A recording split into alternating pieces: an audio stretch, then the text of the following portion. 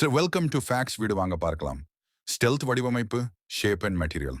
Flying wing வடிவம் காரணமாக radar அலைகள் அதை திரும்ப அனுப்பாமல் வானில் மறைந்து போகும்.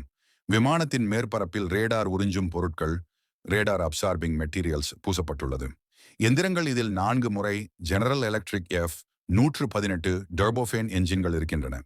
ஒவ்வொரு எந்திரமும் சுமார் 19,000 பவுண்ட் த்ரஸ்ட் தரும்.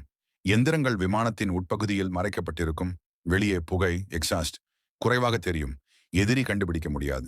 வேகமின் தூரம் அதிகபட்ச வேகம் மாச் 0.95 ஒலி வேகத்திற்கு அருகில். எரிபொருள் நிரப்பாமல் சுமார் 11,000 கிலோமீட்டர் பறக்கும். வானில் எரிபொருள் நிரப்பினால் உலகம் முழுவதும் சென்று தாக்கும். விமானிகள் பேர் மட்டுமே இயக்குவார்கள்.